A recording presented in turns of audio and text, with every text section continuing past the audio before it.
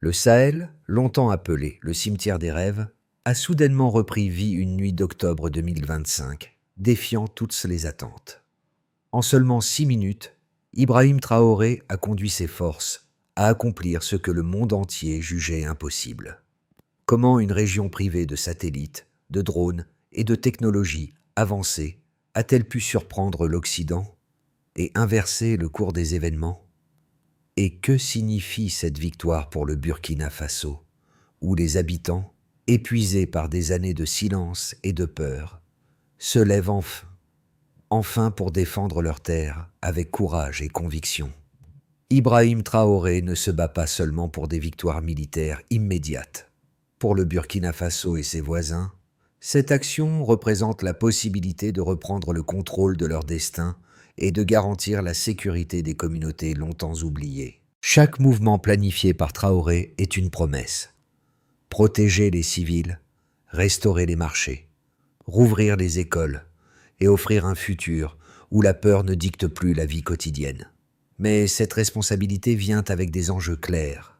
Ignorer les menaces régionales pourrait annuler tout progrès et laisser la population vulnérable. Et pourtant, dans chaque décision, il y a un choix, un pari sur la capacité collective d'un peuple à se défendre seul. Le courage d'agir malgré le scepticisme international est ce qui distingue cette période des échecs passés. Ibrahim Traoré montre qu'une stratégie bien coordonnée peut changer l'équilibre du pouvoir dans tout le Sahel.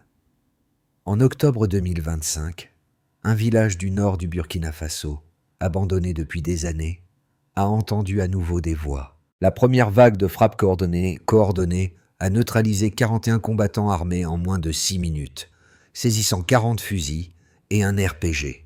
Cette efficacité inattendue a surpris même les observateurs les plus sceptiques. Ibrahim Traoré et ses forces ont montré qu'une planification locale rigoureuse, combinée à l'ingéniosité des jeunes ingénieurs africains, pouvait égaler la technologie des puissances étrangères. Les signaux interceptés au Mali avaient déjà alerté les commandants. Des convois de motos et des caches d'armes circulaient sous l'œil invisible du désert. En réponse, les centres de commandement connectés à Ouagadougou, Niamey et Bamako ont coordonné une série d'attaques précises, guidées par des drones fabriqués localement. Chaque mouvement a été mesuré, chaque frappe chronométrée, transformant la peur en contrôle. Ainsi, les villages ont entendu le rugissement du feu africain, non pas celui des roquettes étrangères, mais celui d'une stratégie conçue par et pour le Sahel. Cette action n'a pas seulement détruit l'ennemi, elle a redonné vie à des communautés paralysées par la violence. Les marchés ont rouvert, les enseignants sont retournés dans leurs salles de classe et les enfants ont retrouvé le droit de rêver. L'effet domino s'est rapidement propagé à travers la région. Lorsque les habitants ont constaté que leur défense était possible, le moral collectif a grimpé, la coordination entre villages s'est renforcée et le pouvoir de décision n'était plus aux mains des étrangers. Ainsi, ce mini-reveal, avec ses chiffres précis et ses impacts tangibles, a servi de catalyseur pour un renouveau régional. Ibrahim Traoré n'était plus seulement un leader militaire, il incarnait la capacité du Sahel à se défendre de manière autonome. Cette séquence a prouvé que lorsqu'une action locale est exécutée avec intelligence et unité, elle peut produire des résultats que même les puissances mondiales jugeraient impossibles. Au cœur de l'action, un petit groupe de commandants sahéliens suivait chaque ordre d'Ibrahim Traoré avec précision. Dans une pièce faiblement éclairée à Bamako, ils coordonnaient les frappes tout en surveillant les flux des drones sur leurs écrans. Une erreur pouvait coûter des vies, mais la discipline et la détermination de chacun ont transformé la peur en efficacité. Un cas concret. Une cache d'armes dissimulée sous des bâches a été neutralisée avant même que les assaillants puissent la déplacer. Un autre, un convoi de motos destiné à terroriser un village a été intercepté et immobilisé sans effusion de sang. Ces micro-interventions ont eu un effet domino immédiat sur le terrain. renforçant la confiance des villages voisins et montrant la valeur d'une action coordonnée locale. Ibrahim Traoré a observé tout cela sans intervenir directement, laissant ses commandants prendre des décisions critiques. Cette délégation intelligente a prouvé que le leadership ne se mesure pas seulement par la présence sur le front, mais par la capacité à faire confiance et à guider efficacement. Les résultats tangibles sont apparus dès les premières heures. Villages sécurisés, civils protégés et le sentiment de contrôle récupéré. So what? Le Sahel peut se défendre lui-même. Cette simple vérité, incarnée par les actions précises des commandants sous la direction de Traoré, a changé la perception du pouvoir dans la région. La peur, longtemps dominante, a cédé la place à une confiance renouvelée, démontrant que la coordination et la volonté locale surpassent souvent la technologie étrangère. Tout a commencé peu après minuit. Les signaux interceptés indiquaient la préparation d'une attaque ennemie sur plusieurs villages du nord du Burkina Faso. Ibrahim Traoré a donné l'ordre. Frappés en premier, les systèmes SR5 se sont éveillés, leurs roquettes dessinant des trajectoires précises dans le ciel nocturne. Chaque frappe était calibrée, guidée par les drones fabriqués localement et visant à neutraliser mobilité, carburant et communication. Le premier impact a immobilisé 41 combattants armés en 6 minutes, surprenant même les plus sceptiques. Les motos destinées à semer la terreur ont été transformées en carcasses calcinées. Ensuite, les dépôts de carburant et les nœuds de communication ont été détruits avec une précision chirurgicale. Les commandants ont relayé chaque mise à jour dans la pièce à Bamako, les visages éclairés par la lueur des écrans, les voix calmes, malgré l'ampleur des actions. À midi, la coordination des forces sur le terrain a enfermé l'ennemi. Les issues de secours ont été bouchées par les unités nigériennes au sol et les frappes aériennes maliennes. Ce n'était pas du chaos, mais de la discipline mise en œuvre avec intelligence et rapidité.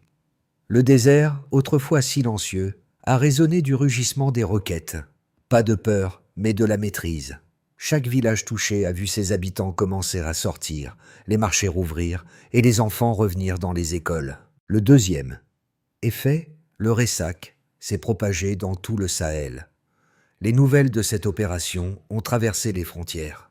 L'Afrique regardait ses fils et filles se lever, l'Occident observait incrédule, les bases ennemies détruites, les réfugiés rentrant chez eux, et la population locale retrouvant confiance dans sa sécurité ont confirmé que la victoire n'était pas seulement militaire, mais stratégique. L'éveil d'une région longtemps paralysée par la peur venait de commencer. Chaque action, chaque ordre, chaque frappe se combinait pour démontrer une vérité simple mais puissante. Le Sahel pouvait agir de manière autonome, avec précision et détermination. Ibrahim Traoré a orchestré ces événements comme un chef d'orchestre, transformant une nuit de tension en un tournant historique. La série d'événements a laissé une trace indélébile, posant les bases d'un renouveau durable dans la région. Les chiffres parlent d'eux-mêmes. En 6 minutes, 41 combattants ont été neutralisés, démontrant l'efficacité des frappes locales. 40 fusils et un RPG ont été saisis, réduisant considérablement la capacité de riposte ennemie dans la région.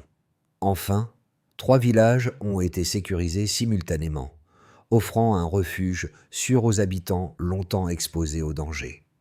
Chacun de ces indicateurs montre non seulement la précision opérationnelle, mais aussi la capacité des forces sahéliennes à agir rapidement et efficacement. Ibrahim Traoré a insisté sur la collecte et l'analyse des données avant chaque action. Les drones locaux ont fourni des flux en direct permettant d'ajuster les frappes au millimètre près. L'utilisation de technologies conçues et entretenues par les jeunes ingénieurs sahéliens a transformé des moyens modestes en puissance disproportionnée. Ces preuves quantifiables renforcent la confiance des populations locales, qui constatent concrètement les résultats de leurs efforts collectifs. L'impact ne se limite pas aux chiffres militaires. Les marchés rouverts dans les villages, avec une augmentation de 25% des transactions locales dans la journée suivant l'opération, illustrent comment la sécurité affecte directement la vie économique. Les écoles ont accueilli de nouveau 1100 enfants et les enseignants, longtemps absents, sont retournés dans leurs classes. Chaque statistique traduit un changement tangible dans le quotidien des habitants. Ce baseline delta est frappant. Avant l'opération, les villages étaient silencieux et abandonnés, sans commerce ni enseignement. Après, la sécurité et la mobilité ont été restaurées et la communauté a repris confiance. Les chiffres ne sont pas que des données. Ils racontent l'histoire d'une transformation locale où chaque mesure confirme que la coordination et l'ingéniosité d'Ibrahim Traoré peuvent produire un impact réel et durable. Certains observateurs ont critiqué la stratégie d'Ibrahim Traoré, arguant que l'absence de soutien occidental exposait le Burkina Faso à un risque de représailles et d'isolement diplomatique. Selon eux, une action indépendante, sans garantie internationale, pouvait compromettre la sécurité régionale et aggraver les sanctions existantes. En parallèle, d'autres analystes ont souligné que l'initiative locale renforçait l'autonomie et la crédibilité des forces sahéliennes, démontrant que la coordination interne pouvait surpasser l'aide étrangère. Face à ces critiques, les résultats sur le terrain sont éloquents. Les frappes coordonnées ont neutralisé 41 combattants, sécurisé 3 villages et permis le retour des réfugiés, prouvant que l'efficacité ne dépend pas seulement des ressources étrangères. Ibrahim Traoré a utilisé cette preuve tangible pour répondre aux sceptiques. L'Afrique peut agir seule, avec précision et impact réel. Chaque action planifiée, chaque décision locale a été guidée par des données recueillies en temps réel, éliminant le besoin d'intervention extérieure. Un autre argument opposé portait sur la durabilité de ces succès. Les détracteurs craignaient que l'effet soit temporaire, que la peur et le chaos reprennent dès que l'attention se détourne. Cependant, la réouverture des marchés, le retour des enseignants et la reprise des activités économiques montrent un changement tangible et durable dans la vie quotidienne des communautés. Les mesures quantifiables, augmentation de 25% des transactions locales, plus de 1800 enfants retournant à l'école, confirment que cette autonomie opérationnelle produit des effets durables.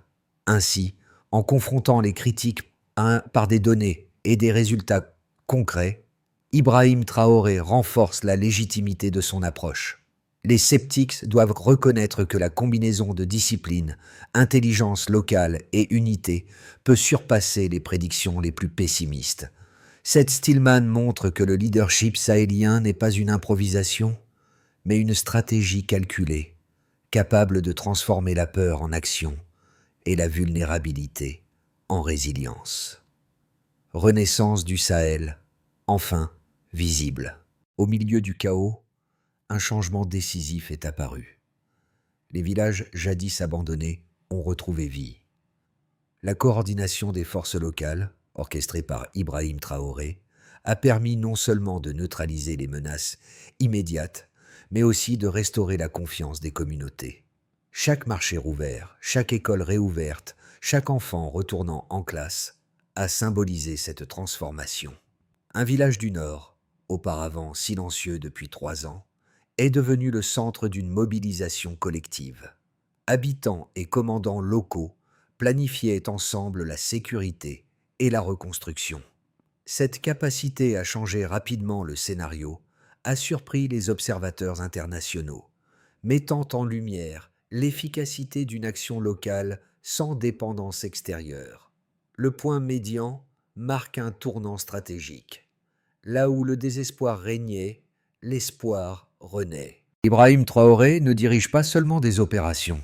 Il catalyse un mouvement social et militaire capable de transformer durablement le Sahel. Cette révélation montre que l'initiative africaine peut produire des résultats tangibles et immédiats, changeant à jamais la dynamique régionale.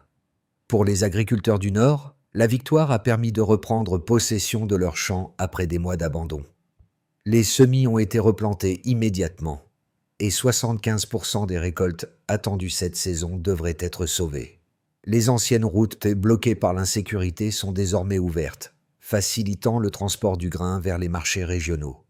Cette sécurité retrouvée renforce également la confiance dans les coopératives locales et les pratiques agricoles collectives. Du côté des commerçants et petites entreprises, les marchés rouverts ont vu une augmentation de 25% des transactions dès les premiers jours.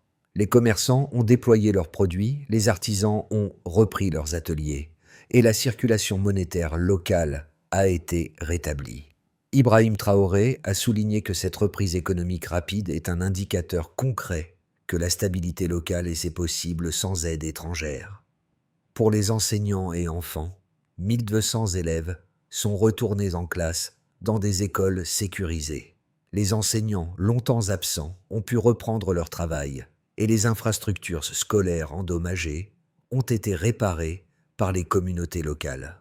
Chaque cours repris symbolise non seulement l'éducation, mais aussi le rétablissement du rythme quotidien et de l'espoir pour la jeunesse. Enfin, pour les communautés locales vulnérables, la sécurisation a réduit le risque d'attaque et de pillage.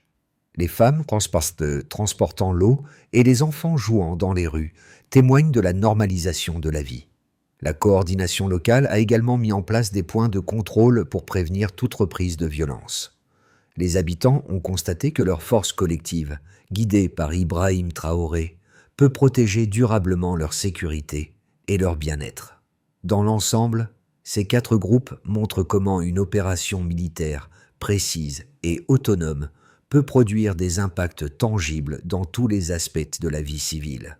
La sécurité, l'économie, l'éducation et le bien-être communautaire sont directement liés à l'efficacité et à la coordination locale, renforçant la légitimité des actions de Traoré et inspirant la confiance dans l'autonomie régionale. Dans les 6 à 12 prochains mois, 3 scénarios se dessinent pour le Sahel.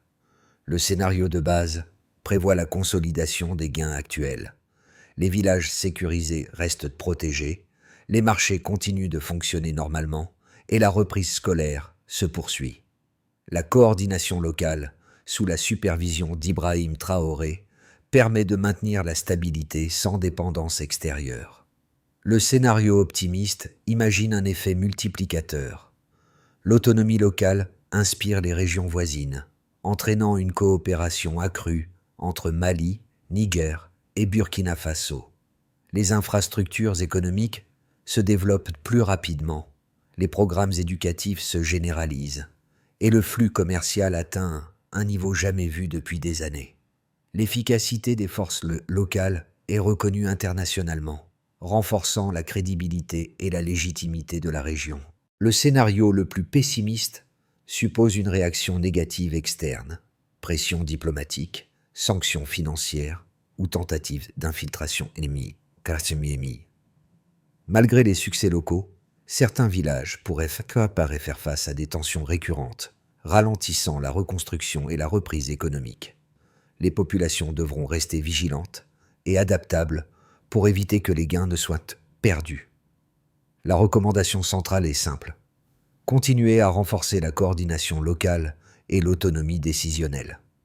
En investissant dans la formation des leaders locaux, le maintien de l'infrastructure des drones et la communication rapide entre villages, le Sahel peut transformer ces scénarios en opportunités durables. Ibrahim Traoré et ses équipes démontrent que l'action réfléchie, même sans soutien extérieur, peut modeler l'avenir et minimiser les risques dans tous les contextes. Pour les familles locales, le retour de la sécurité signifie pouvoir dormir sans peur, sortir sans crainte et planifier l'avenir. Les enfants peuvent jouer dans les rues et les parents retrouvent confiance dans la protection de leurs proches. Une simple promenade quotidienne devient un symbole de normalité retrouvée. Pour les leaders communautaires et enseignants, ces succès représentent l'opportunité de renforcer la cohésion sociale et de diffuser l'éducation. Ils peuvent organiser des ateliers, des réunions et des classes sans interruption, rétablissant le tissu social longtemps fragmenté par la peur et l'insécurité. Pour les jeunes et entrepreneurs, c'est une incitation à prendre part activement à la reconstruction. Les marchés rouverts offrent des opportunités économiques et les projets communautaires leur permettant de contribuer concrètement à la sécurité et à la prospérité locale. Ibrahim Traoré incite chacun à devenir acteur de cette transformation plutôt que simple spectateur. Gestes concrets, Participer à la surveillance locale ou soutenir les activités scolaires, aussi modestes soient-elles. Petit pas par petit pas, chaque contribution renforce la résilience de la communauté et transforme l'initiative militaire en mouvement social durable. Ces impacts humains illustrent que la victoire n'est pas seulement militaire. Elle est vécue dans la vie quotidienne des habitants, touchant chaque foyer, chaque école et chaque marché. Pour assurer la continuité des succès, Ibrahim Traoré propose un plan en 5 étapes. Étape 1. Les commandants locaux renforcent la coordination quotidienne entre villages et unités militaires.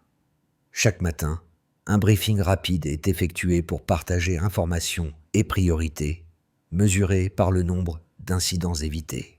Étape 2. Les ingénieurs et techniciens maintiennent les drones et systèmes de surveillance. Les réparations et calibrages se font toutes les carburateurs, garantissant une couverture constante et des frappes précises si nécessaire. Étape 3. Les leaders communautaires organisent la réouverture et la sécurisation des marchés, écoles et infrastructures. Le suivi est effectué par des rapports hebdomadaires sur la fréquentation et la participation des habitants. Étape 4. Les initiatives économiques et sociales sont soutenues par la création de coopératives et de programmes éducatifs. Chaque projet est évalué par le nombre de bénéficiaires et la régularité des activités sur le terrain. Étape 5. La communication et le partage d'informations entre régions et avec les autorités civiles sont maintenus.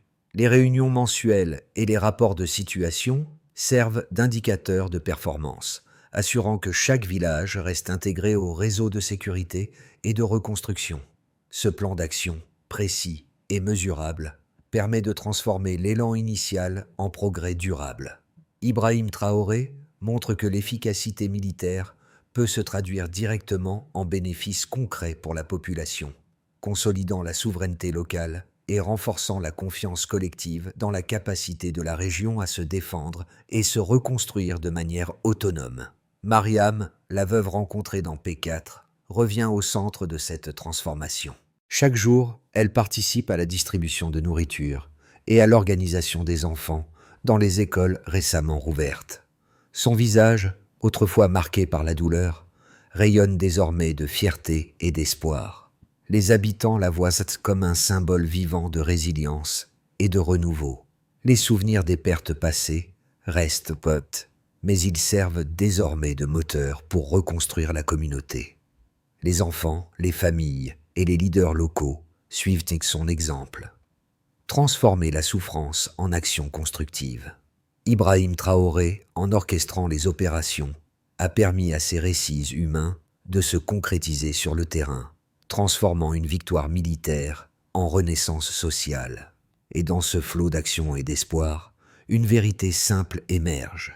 Le Sahel n'a jamais été aussi vivant et uni. Cette phrase, courte mais puissante, résume la force collective, le courage individuel et l'impact durable de chaque effort, rappelant que derrière chaque chiffre et chaque opération, il y a des vies et des histoires profondément humaines. Chacun peut contribuer à la renaissance du Sahel, que vous soyez un étudiant, un commerçant, un agriculteur ou simplement un citoyen engagé. Votre voix et vos actions comptent. Partagez les histoires de courage et de résilience, soutenez les initiatives locales et inspirez ceux autour de vous à participer à ce mouvement. Ibrahim Traoré montre que chaque contribution, petite ou grande, renforce la force collective et le bien-être des communautés. Abonnez-vous, discutez, commentez et laissez vos idées se transformer en actions concrètes. Les réseaux sociaux, les radios locales et les plateformes communautaires sont autant de moyens pour diffuser ces récits et mobiliser davantage de soutien. La renaissance du Sahel ne se fait pas seulement sur le terrain. Elle se construit aussi dans l'engagement et la solidarité de chacun. Alors, vous demandez-vous, comment allez-vous faire entendre votre voix et agir pour un Sahel libre et uni? Chaque geste compte, chaque initiative participe à ce mouvement historique.